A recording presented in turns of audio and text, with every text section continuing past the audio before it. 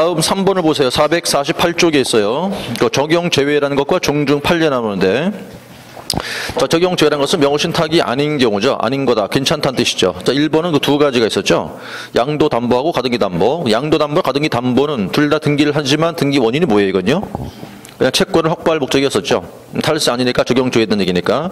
양도담보면 뭐 하는 거고요? 이전 등기할 테고, 그 다음 담보가등기는 가등기할 거 아니겠어요? 둘 다 이건 등기 목적이 탈세가 아니잖아요, 그렇죠? 그건 괜찮다 이 뜻이겠고, 이번 하나의 부동산을 두 사람 이상으로 공유 등기하는 것도 있죠. 공유 등기를 적용조회된다. 그 다음 세 번째 신탁 재산의 등기 또한 적용조회라는 뜻이니까, 법에 있는 거니까 그는.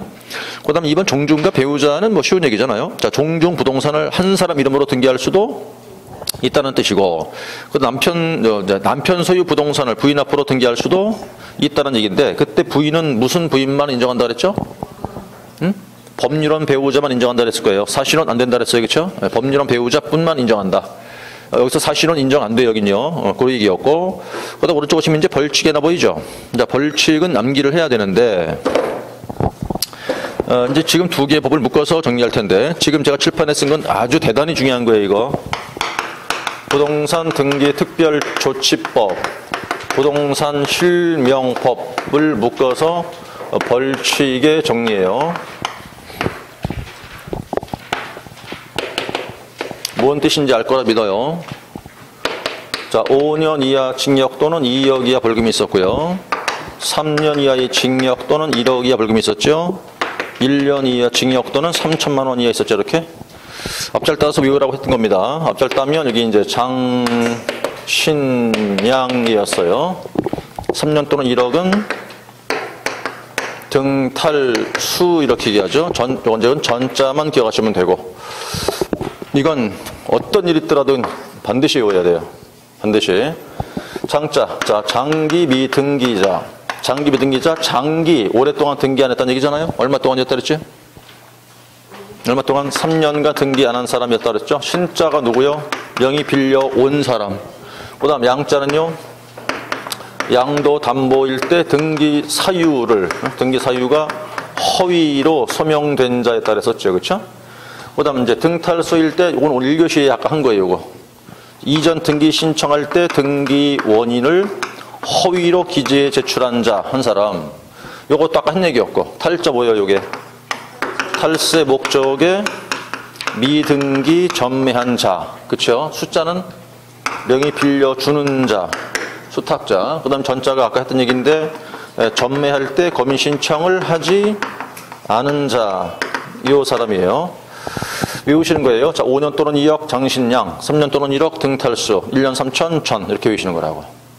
그래서 지금 메뉴 보니까 5년이 제일 길죠, 연수가. 근데 그럼 이름이 장신양이잖아, 지금. 장신양. 장신이 뭐예요?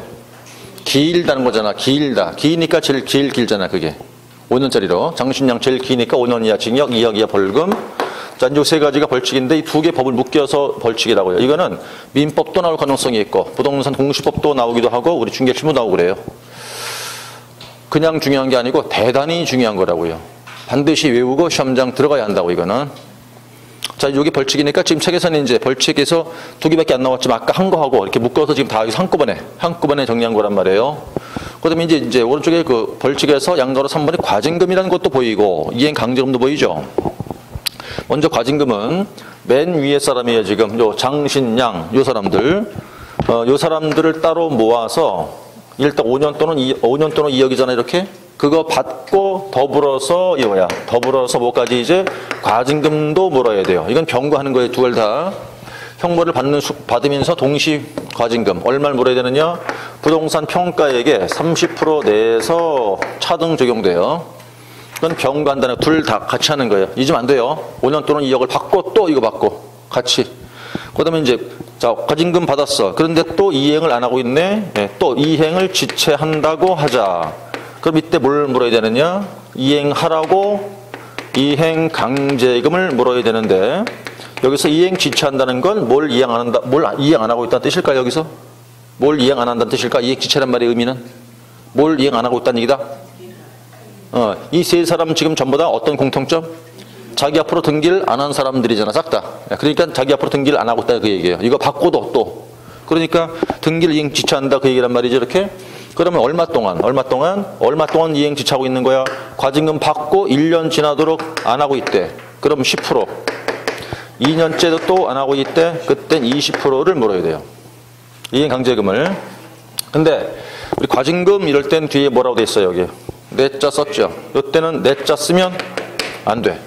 10%를 20%를 이라고 써야 된다고.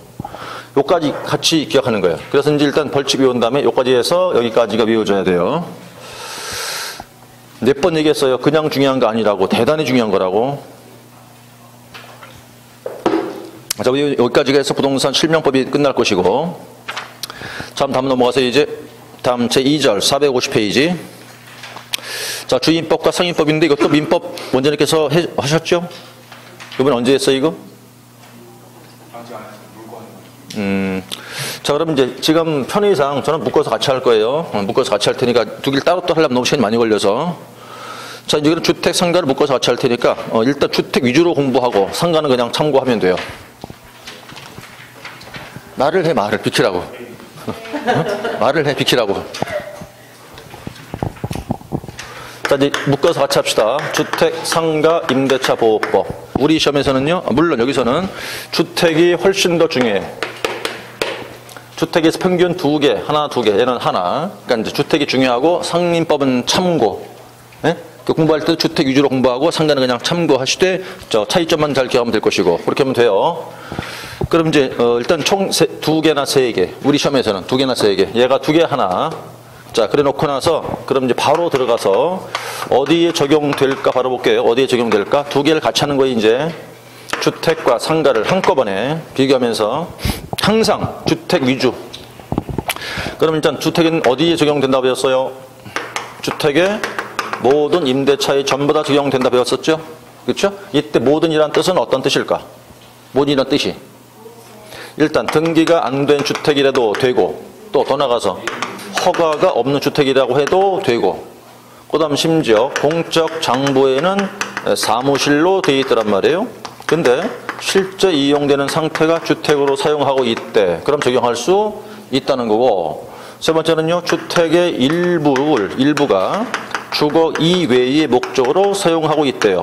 그래도 적용할 수 있다는 거고 그 다음에 이제 보증금액 얼마인간 전혀 관계가 없는 거고 근데 이제 적용되지 않는 경우가 또 있긴 해요. 그렇죠? 적용되지 않는 경우도 있더라. 어떤 경우라 그랬던가요? 2가지. 호텔, 모텔이면 적용이 안 돼.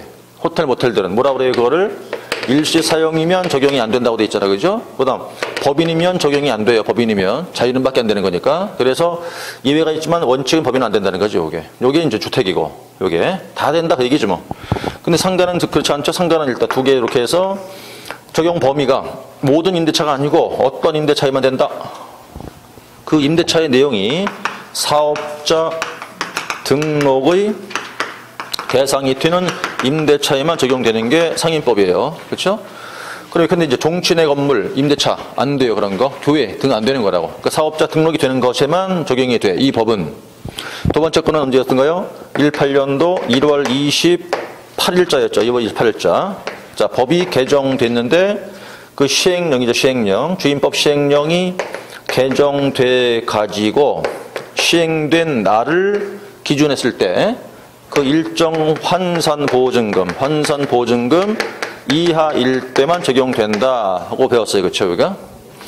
자, 개정일자 얼마 안 됐죠. 그렇죠? 1월 달이니까 개정된 령인데 그 법에 의해 가지고서 일정 금액의 환산보증금 이하일 때만 이 법을 적용할 수 있다. 이랬다고요. 그럼 환산보증금 뜻이 뭘까 먼저? 상가는 전세가 많다, 월세가 많다? 월세가 많아. 그러니까 계산을 해봐라 이거지. 계산해봐라. 환산식은 월세 곱하기 100 더하기 보증금 이렇게 해서 나온 금액이 이 금액 이하일 때만 적용한다 그 말 아니에요. 그렇죠? 이게 얼마인데 얼마인데는 외워놨어야지 당연히 그거는. 그럼 여기까지 책을 잠깐 볼게요. 이제부터. 자, 이제 일단 450페이지 보세요. 주임법 먼저. 주임법 위주로 본다 이 말입니다. 목적 필요 없고 적용 범위 나오죠. 표로 되어 있어요. 왼쪽 적용되는 것. 주택의 전부나 일부 임대차 전부 다 적용된다. 등기 안 된 전세도 적용된다. 또 외국인도 된다. 그다음에 이제 법인도 일정 경우 적용한다고 되어 있는데 원칙이 안 되는 건데 일정한 경우만 돼요. 그렇죠? 세 군데 어디래요? 토지주택공사, 그다음에 지방공사, 중소기업이면 되죠. 그 세 개만. 오른쪽 안 되는 거 뭐고 있고 안 되는 거 비조형 건물의 일부를 주거 목적으로 사용한다 그랬었죠. 거기가 상가인데 방 한 칸만 정도 있다 그 뜻이에요. 이렇게. 그런 경우는 주택이 아니니까 안 된다는 건데 그거 지금 다방에 딸린 방 써 있잖아요. 그쵸. 다방이 참 그쵸. 다방이 요즘도 있나요? 그죠? 다방이. 시골에 있어요. 내일 제가 이제 그 충남 서산에 가서 강의를 해요. 서산에. 충남 서산. 강의하는데 제일 멀어. 거기가 제가 하는 강의하는 곳 중에서 5년째 하고 있는데 거기는 지금도 약간 시골 스타일이에요. 컨츄리 스타일인데 다방이 많아요. 많아서 이제 시골에서 반일하다가도 전화하면 이렇게 배달을 와요. 조그만 경차 타고 이렇게 와. 그게 이제 그 보온병에다 넣어갖고 이렇게 커피 타고 오고 그런다더만요. 그게 이제 그런 다방이 많이 있어요. 아직도 보니까 시골에 많이 있더라고 보니까. 그래서 이제 진짜 써있어 다방이라고 돼 있고 뭐 쌍화차 타고 주고 그래. 이렇게 뭐 계란 띄워주고. 그런 것도 있어요. 지금도.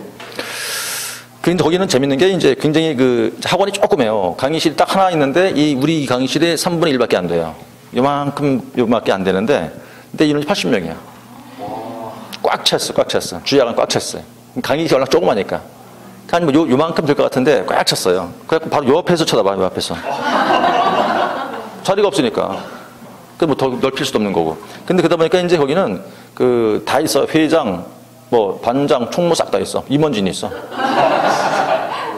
그래갖고는 이제 그분들이 매달 10,000원씩 걷어요. 돈을. 회비를 걷어갖고 이렇게 정립을 해놔. 그래갖고 이제 그걸로 뭐 이제 그분 자기네끼리 못 놀러 가기도 하고 밥도 먹고 막 그런다고. 그러고 이제 맨날 사와갖고 저쪽에 가면 먹을 게 이만큼 쌓였어요. 뭐 이제 오렌지에 뭐 빵이 잔뜩 쌓았어. 그럼 매일 그렇게 갖다 놔 그거를.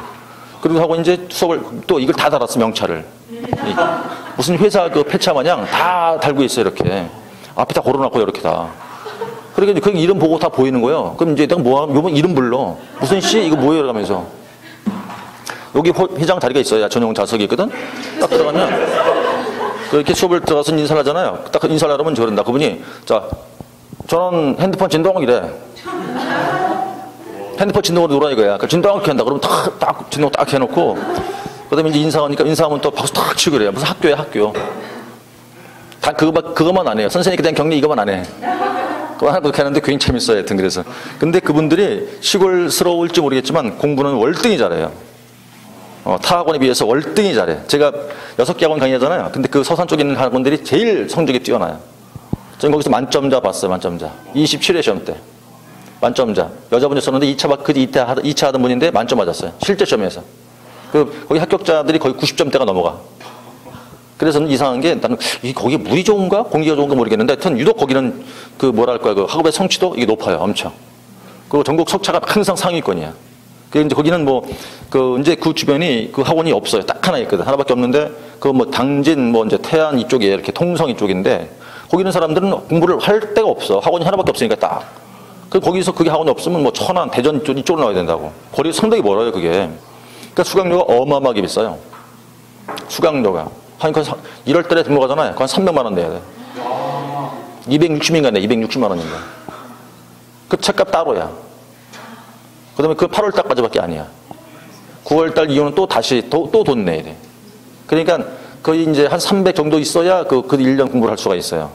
그 일반 학원에 비하면 거의 한 배 반 정도 돼. 보통 한 160 이렇게 받거든요. 160, 170? 그렇게 받는 경우인데 거기는 260이 넘어간다고. 근데 사람들이 그래도 봐. 오갈 데가 없으니까. 막말로 그 천안 이런 나가려고 그러잖아요. 그러면 그 기름값 털비 계산하면 그게 싸 오히려. 그러니까 이제 하는 전략일 수 있는데 그러니까 거기는 뭐 그냥 뭐 민원도 꽤 되죠. 그러니까는 굉장히 비싸더라도 월등히 근데 그분도 알아요. 그렇게 비싼 걸 알고 있다고. 근데 별 말이 없어. 그렇게라도 이제 뭐 막말로 어떻게 이제 본인들이 아쉬우니까 오는 건데 하여튼 그래서 이제 5년째 강의하는데 그렇더라도 강사가 비싸냐? 그건 절대 아니야. 우린 관계 없어. 우리랑 전혀 관계 없어. 그냥 학원만 좋을 뿐이야. 그렇긴 한데 어쨌든 근데 중요한 거는 공부를 엄청 잘한다는 거예요. 그분들이. 굉장히 아주 어마어마하게 열심히도 해요 또. 근데 그게 열악해. 그 환경이. 그 오전에 끝나면 이제 거기서 남아 공부하는데 이제 그게 뭐 좁고 그렇잖아요. 이렇게 막 덥고. 근데 내가 그래도 같은 그 길을 쪼개서 거기 이제 그 서산 그 시립도서관? 거기 가면은 그거 꽉 찼어요. 그 수강생들로. 오전 수업 끝나자마자. 그렇게 열심히 하다 보니까 점수 좋긴 한 건데 거기는 또 이렇게 막 굉장히 여유가 높아요. 그 임원진이 아까 있다 그랬잖아요. 그죠? 임원진이 공부시켜.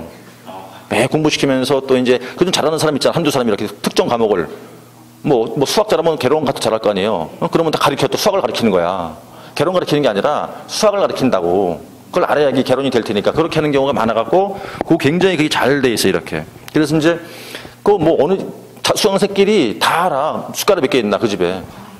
그 정도로 친하다는 거죠 그러니까. 근데 그게 이제 그 약간 지방 쪽에는 그런 경향이 있어서 굉장히 그게 돈독하고 그게 효과지가 크다는 거지. 공부 효과도 있고. 여러분들 그걸 좀 배우면 좋겠다는 건데 여기는 너무 도시 시티 스타일이라서 그래서 어떨지 모르겠어 하여튼. 자. 그렇죠? 아 이번에 아주 남양주 아주 그냥 스타 되지 않았어요? 다산 신도시인가 뭐 그것 때문에? 굉장히 스타인데 연일 그냥 신문에서 오르내리고 그냥 뭐 웬만한 사람 다 알아. 남양주 거기 서산도 알아. 남양주 다산 신도시. 긴 스타 됐잖아요, 그렇죠? 하여튼 뭐 그래서 자 이제 책 넘기셔서 어디 가시냐면 자 저쪽 가시자고요. 470페이지. 거기 가시면 상가 임대차법 적용 범위 나와 있었죠? 상임법 적용 범위인데 470페이지 보시면 3절로 되어 있고 적용 범위라고 되어 있어요. 자 적용되는 경우라고 써 있는데 자 1번에 보니까 이렇게 되어 있죠. 대통령령으로 정하고 있는 보증금액을 초과하지 않는 범위 내에서 뭐라고 되어 있어요? 사업자 등록의 대상이 되는 임대차 적용된다고 써 있죠. 일단 먼저 그러니까 뭐가 돼야 한다고 그랬어요? 사업 등록 대상이 돼야 한다. 요게 얘기고 그죠? 요 얘기였고 밑에 내려오시면 이제 그 채권자 전세 적용된다. 오른쪽 올라가시니까 법인도 원칙적 적용이 되죠.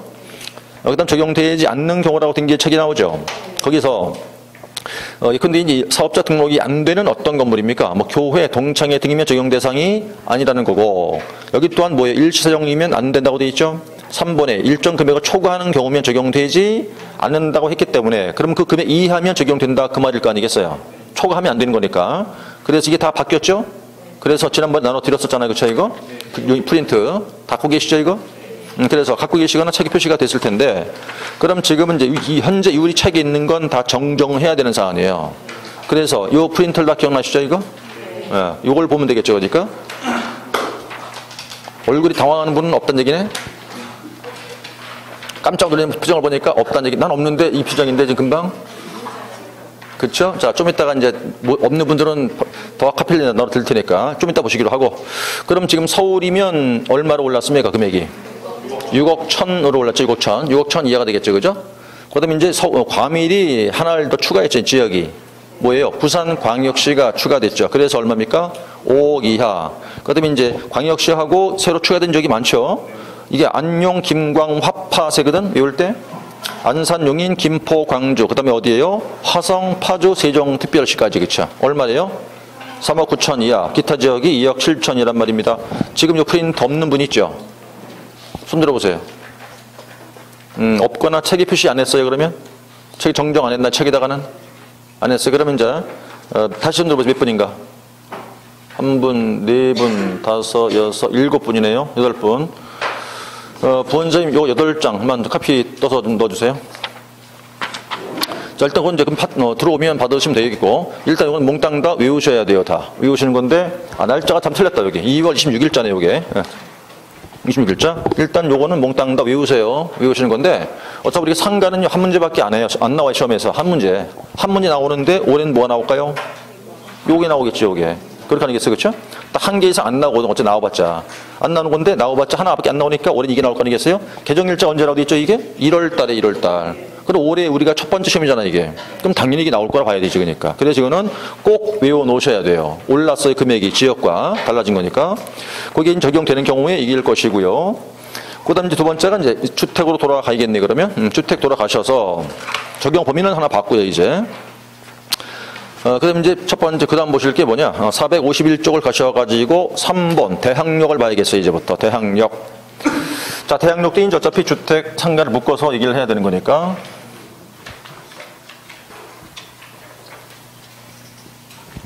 자, 이제 큰 두 번째가 대항력이고요. 역시 마찬가지 주택과 상가 묶어가지고 또 마찬가지로 주택 위주로 하자고요, 또. 그럼 일단 저 대항력은 요건이 필요하지요, 요건. 요건이 뭐였어요? 주택이면 먼저 입주를 해 들어가라. 상가면 인도를 받아라. 그럼 입주란 것과 인도란 것의 개념은 뭘 말하는 거겠어요, 이건? 현실적인 점유를 하라는 얘기겠죠. 자, 그 다음에 주택이면 뭐 하라고? 주민등록. 상가면 사업자 등록에 신청을 하라 이런 뜻이겠죠. 그럼 사업자 등록에 신청이라는 얘기는 둘 다 현실적으로 어디에 등재가 돼야 한다는 얘기다. 공적 장부에 등재가 돼야 한다. 그걸 공적으로 증명한다 그 말이거든. 그거는 저게 요건이었다고 보시죠. 그러면 이제 이렇게 했을 때 그것들의 언제부터요? 이 길은 법률이었고 판례에서는 몇 시? 0시부터 제3자한테 대항한다 이 말이죠. 이렇게. 그럼 일단 요건이 몇 가지란 뜻일까? 점이란 것과 공부의 등재 두 가지죠. 그럼 그 이 길 0시부터 제3자에게 대항할 수 있더라. 그럼 이 제3자는 누구를 말하는 걸까? 누구? 자, 살고 있던 주택이나 상가가 양도되었다고 하자. 그럼 누구에게? 양수인에게 대항한다는 뜻이었고, 여기, 그렇죠? 새로 산 사람. 경매가 실행되었더라. 그럼 누구에게? 매수인에게 대항할 수 있다는 뜻이었죠. 그래요. 그렇죠? 근데 이제 여기서 차이점가 약간 있는 게 양도된 때는 양수인한테 항상 대항이 됐어요. 그렇죠? 그런데 경매일 땐 그럴 수도 있고 아닐 수가 있어. 다시 말해서 경매일 땐 대항이 항상 되느냐 아닌 경우도 있다고. 무슨 얘기냐면 이 길이란 때가 언제 갖추어지는지에 따라서 그런 경우도 있고 아닌 경우도 있어요. 즉 무슨 얘기냐면 경매 절차일 때잖아 이게. 그렇죠? 그러면 어떨 때 대항이 되는 거 하니 그 이 길, 저 때가 등기부상 가장 빠른 담보권의 설정 일자보다도 더 위에 있어야 대항할 수 있어요. 더 위에 있어야. 그 밑에 있으면 대항이 안 돼. 이때 이제 선순위 있을 때나 대항력이라고 말하는 거지. 밑에 있다. 그럼 대항력이 없다고 얘기하는 거예요. 그리고 경매 절차에서는 이 갖추어지는 때가 아무 때나 막 갖추는 게 아니에요. 저거는. 어떤 시기와 종기라는 게 있다고. 시기와 종기. 그 얘기는 뭐냐면 최소한 이때까지 갖춰야 돼. 이때까지 유지가 돼야 한다 이 말이에요. 요거는 그랬을 때 이건 이제 대항 요건에 말하는 거예요. 대항 요건. 대항 요건에 관한 사안은 첫 번째 최소한 경매 절차에서 저걸로 뭐 힘을 발휘하기 위해서는 말이에요. 경매 신청 등기되기 전까지는 갖추었다가 요게 언제까지냐? 배당을 요구할 때까지의 종기까지는 유지가 되고 있어야 된다고. 요게 무슨 얘기냐? 요 위에 걸 예를 들면 밑에는 조금 어려운 얘기니까 이거는 주택으로 얘기하면 되겠죠? 주택인데 을이란 두 사람의 집 주인이 있어요. 집이 두 채 있네 이렇게. 자, 이 집을 이게 신축된 주택이야. 그 집을 지을 때 돈이 모자라서 은행 돈을 끌어왔다고요. 저당권 설정이 1순위야. 여기 이제 병이 임차에 들어왔어요. 2순위겠지 이렇게. 대항 요건을 갖춰놨다고. 집주인 을인데 깨끗한 상태였어요. 1순위로 정이란 자가 임차권자 이사 들어와 있어. 대항 요건 갖춰놨지. 그 뒤에 은행 이제 담보를 놓고 돈 빌려왔으니까 2순위가 저당권이었다는 거예요. 자, 공통점. 둘 다 2년으로 계약을 했고 1년씩 각각 살았다. 근데 집주인들이 돈 안 갚아갖고 저당권들이 이제 실행되었다 이 말이에요. 이렇게. 경매 나왔다는 얘기예요. 경매가. 그러면 임차인들 두 사람이 대항력이 있을까 없을까? 자, 이 사람부터 먼저 병이라는 사람 대항할 수 있다 없다? 대항할 수 있다 없다. 그 말은 1년간 살 수 있어요 없어요?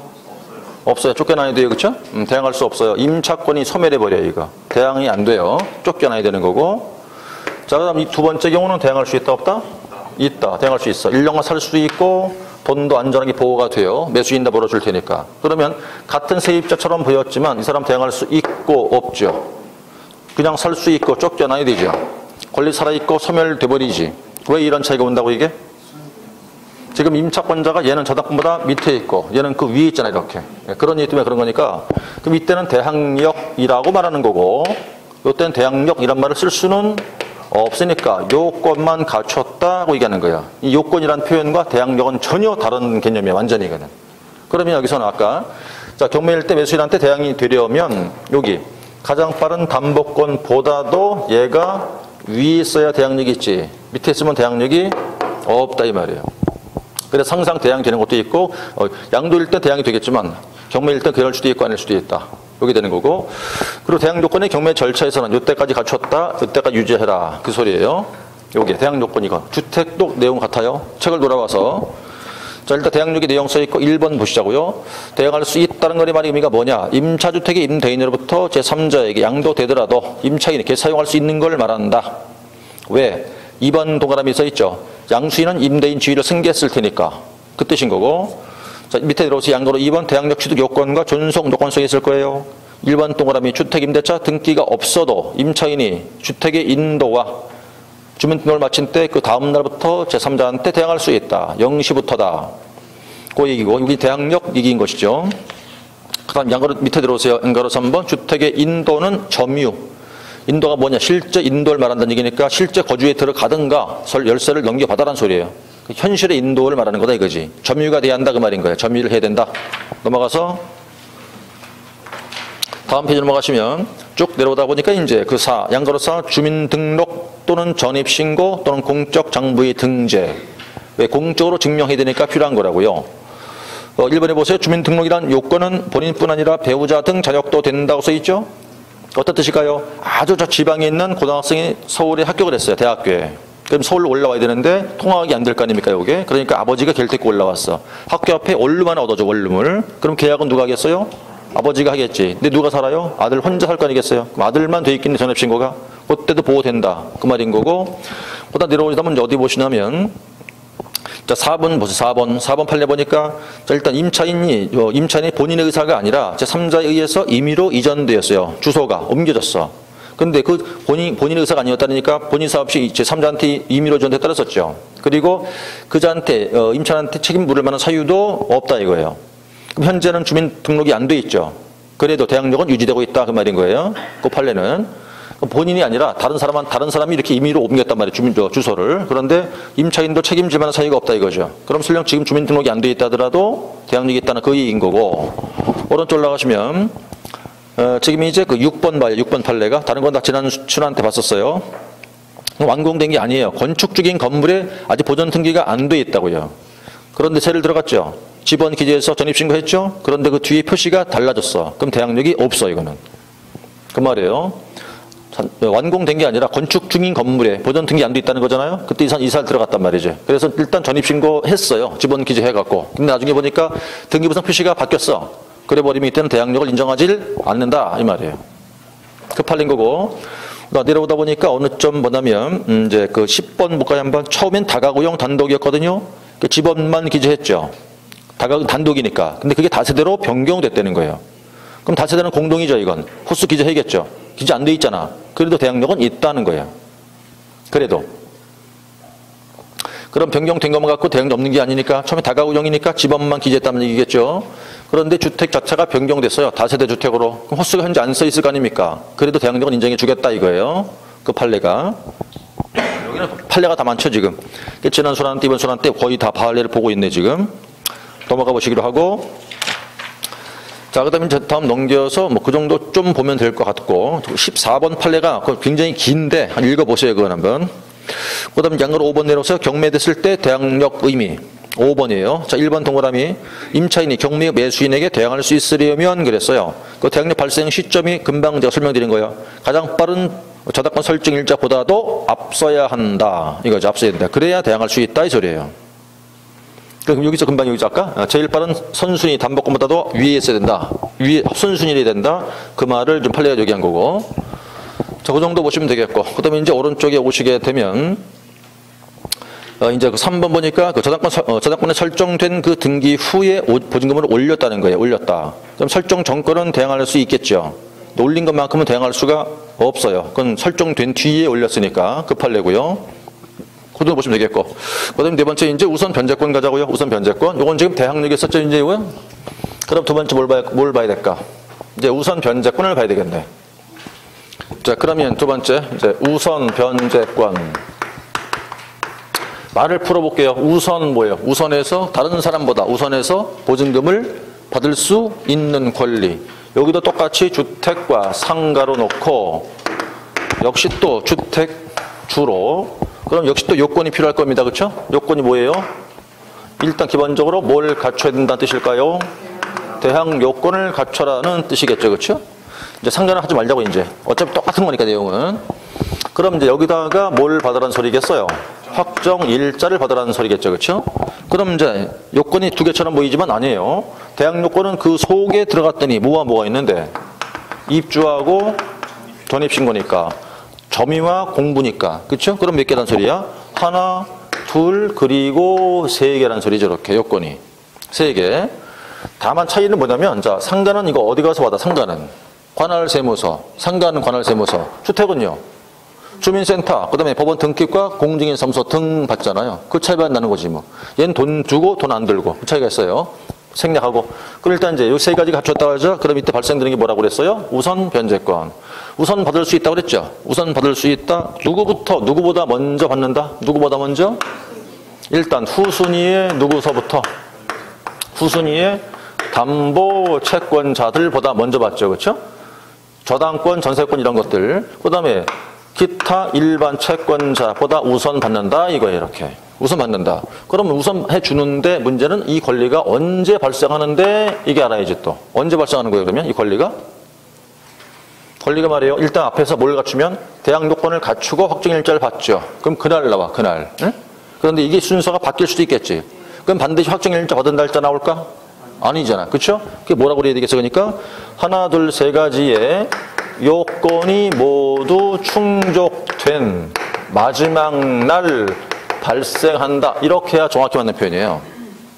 표현할 때. 그러니까 확정일자 1을 기준한다. 확정일자 받은 날짜에 그 권리는 발생한다. 이렇게 하면 이건 틀린 거라고. 다 충족돼야 될 테니까. 어떤 뜻이냐고 하는 것이 오늘이 이제 26일이죠. 그렇죠? 26일이에요. 27, 28, 29로 해보자고. 먼저 이제 확정일자 언제 받나 보시라고. 지금 확정일자가 오늘, 응? 그 다음에 이제 입주하고 전입신고했고, 그 다음에 이제 입주하고 확정일자를 받고, 요 날짜 전입했고, 그 다음에 이제 입주하고 전입신고하고 확정일자를 28일자 받고, 그 다음에 이제 입주하고 전입신고하고 확정일자까지 동시에 다 했다고 치고, 이렇게 하루에 다. 그래서 이제 네 가지의 경우의 수가 나오는데 언제 발생하냐 이거죠, 이제. 그러면 중요한 게 뭐냐면 지금 우선 변제권은 아까 이렇게 얘기했을 거 앞에 뭘 갖추면 대항 요건 갖추면 그날 나온다. 받으니까. 근데 순서가 바뀔 수도 있지 않냐. 이렇게. 그러니까 항상 확정일자 받은 날짜 나온다. 그러면 안 된다. 왜? 모든 요건이 다 충족된 그날 나온다고 해야 되지. 이 날이 언제냐 이거지, 이제. 언제냐. 그럼 첫 번째 며칠자 발생? 이건 29일 날 발생해요. 두 번째 거 29일. 세 번째 거 28일. 네 번째 28일. 여기 우선 변제권 발생 저 날이야. 이건 우선 변제권이죠. 그럼 대항력은 지금 파란색이지. 대항력은 며칠자 발생한다. 여기 첫 번째 거 29일이죠. 두 번째 거요. 29일이죠. 세 번째 거 28일이지. 네 번째 거 28일이지. 그럼 대항력과 우선 변제권은 다 동일 나왔어. 동일. 그럼 대항력은 언제 나오니까? 저기서 갖춘 다음 날이니까. 네? 다음 날이니까. 그럼 여기 대항요건 아니에요 이게. 갖춘 그 다음 날. 언제? 29일. 그 받아놓은 거는 그날 발생하는 게 아니잖아요 이거는 지금. 그럼 먼저 뭐가 나와야 되니까? 대항력이 나오고 그날 같이 나올 거 아니에요 이렇게. 이하 동. 이해 갔어요? 응? 이해 갔냐고. 악몽 같은데? 갔어요? 다행입니다. 자, 그러면 항상 같은 날 나올까 그럼 이게? 29 이날 입주했었죠? 이날 전입신고했어. 이날 확정일자 29일이었지 이렇게. 그러면 이제 일단 대항력 발생일자 며칠? 28일. 우선 변제권 며칠? 다를 수도 있죠. 이렇게. 네? 다를 수도 있어요. 그렇죠? 여기까지 됐다고 치면 여기 뭐가 들어와요? 저당권. 저당권 설정일자 며칠? 28일. 그렇죠? 그럼 임차권과 저당권이 서로 경합하겠네 이제? 누가 우선한다? 임차권이 우선한다. 왜? 응? 저기 지금 가기 뭐하는데 대항력은 이길 몇 시라고 써 있어 여기. 0시라고 돼 있죠. 그러면 이제 우리가 대항력 판례 때문에 그런 건데 대항력은 0시로부터라고 그러거든요. 요거는 지금 0시로부터 즉시 발생한다고 그래요. 즉시. 그래서 얘가 뭐라고 하냐면 이제 시의 개념이라고 하는 거고 저당권은 등기해야죠 이거. 그러니까 시의 개념이 아니야. 즉 일로부터 나온다고 이렇게 얘기하는 거거든. 그럼 쉽게 생각하시니까 9시간 전에 발생돼 있다는 얘기죠 이거. 등기를 제일 먼저 했다 하더라도 9시일 테니까. 이렇게 그 말이죠 이게 지금. 여기까지 됐다고 치고 얘가 2번이야. 여기 1번 저당권이 또 있어. 26일자에. 그래 버리면 이제 지금 순서가 얘가 2번이죠? 1번 저당권이 26일 날 발생돼 있잖아요. 이렇게. 요 순서에 보니까. 그럼 1번 저당권하고 임차권이 경합하고 2번 저당권과 임차권이 경합할 때지 이렇게 다시 또 이건 당연히 이렇게 되겠죠 뭐. 그럼 두 번째는 이렇게 돼 또 그 다음에는 이땐 대항력이 사라져. 임차권 소멸해 버린다고. 그러니까 우선 변제권 때문에 뭔 받겠어요 당연히? 3등으로 배당 받겠지 물론. 그러나 권리는 소멸돼 버리지 이렇게. 응? 그럼 좀 아까 얘가 없을 땐 야가 임차권자 우선했죠 이렇게. 우선했단 말이지. 그게 무슨 얘기냐? 이 얘기를 또 하는 거라고. 그럼 아까 대항력 갖춰지는 때가 뭐보다 빨라라? 제일 빠른 담보권보다 위에 있어야 대항됐잖아요 지금. 그럼 아까 얘가 없을 땐 2번이 제일 빨랐던 거잖아요. 시가 빨랐으니까 위에 있었지. 대항이 됐지. 지금은 위에 또 하나 있네. 얘가 제일 빠른 담보권이네. 밑에 있네. 그럼 대항할 수가 없는 거지. 이래서 발생되는 이 날이 알았다면 알만 나오게 이 아는 게 중요한 게 아니고 다른 거 경합할 때 누가 우선할지를 따지는 거예요 또. 순위가. 근데 저건 이제 이 경우는 대항할 수 없는 거라 그 뜻이라고요. 그래서 같이 기억하는 거죠. 언제 발생하는 것인가 문제는. 요게 우선 변제권의 얘기예요. 주택, 상가 똑같고. 책을 들어왔더니만 먼저 이제 의 보니까 1번에 의 나왔어요. 대항 요건을 갖춘 주택 임차인이 확정일자 갖춘 경우였다면 후순위 권리자 써있죠? 후순위 권리자가 누구라는 소리일까? 후순위의 담보 채권자를 말할 것이겠고 그 바깥 채권자보다 우선해서 받을 수 있다 써있죠. 보증받을 수 있다. 그 얘기였고 그 다음 동사무소 먼저 주택이니까 어디가 받겠어요? 당연히 뭐 동사무소 등에 받을 수 있겠죠. 그 다음에 이제 4번 보세요. 4번. 이게 지금 설명드린 거 얘기하는 거 저거. 뭐라도 있나 볼게요. 자, 대항력이 있다면 그랬어요. 대항력이 있다면 확정일자 갖춘 날에 우선 변제권이 발생한다. 먼저 대항력이 있으니까. 그런데 뒤에 거 뭐. 근데 주택 임차인이 봐요. 두 번째 줄에 주택 임차인이 주택의 인도와 주민등록을 마친 당일이나 또는 그 이전에 확정일자를 갖추었다면 대항력이 안 생겼을 테니까 어떻게? 대항력과 마찬가지로 그 인도와 주민등록을 마친 다음 날을 기준해서 발생한다. 이 판례. 금방 여기서 예를 들었죠 지금? 꼭 하는 판례 그거란 말이에요. 된 것이겠고 넘어가서 이제 어디쯤 대충 보시는 거니까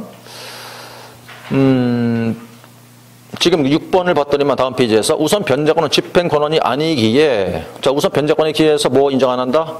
경매 신청권이 인정되는 것은 아니고 돈 받기 위해서 뭐 한다는 얘기예요? 배당 요구를 해야 한다라고 써놨어요. 그렇죠? 배당 요구 해야 된다. 그래서 보세요. 임차인이 집행권원에 기한 경매를 신청할 경우에 반대무의 이행 제공을 집행계 조건으로 하지 않는다고 써놨죠. 그럼 이제 일단 임차인 쪽에서 소송해서 이겼어요. 승소한 판결문이 나왔겠죠. 그걸로 경매를 집어넣는단 말이에요. 그럴 때 집을 비워주고나야만 경매를 넣을 수 있나요? 아니죠. 늘 살면서 쓸 수 있었죠. 그게 바로 뭐라고 했어요? 반대부의 이행과 집행기 조건이 그 집행기 조건이 요건이 아니다 이거지.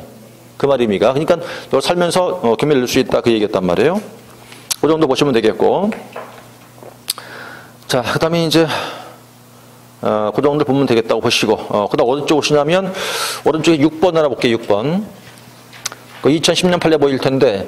자, 보세요. 주임법상 임차인으로서의 지위와 전세권자 지위를 함께 겸유하고 있다는 거예요. 함께 둘 다 갖고 있다 이거죠. 그래서 이제 그자가 임차인으로서 지위에 기해서 배당 요구를 했다면 배당 요구를 하지 않은 전세권에 대해서는 그냥 살아있는 걸 볼 수 있는 얘기니까 임차인이 두 개를 다 갖고 있어요 지금요.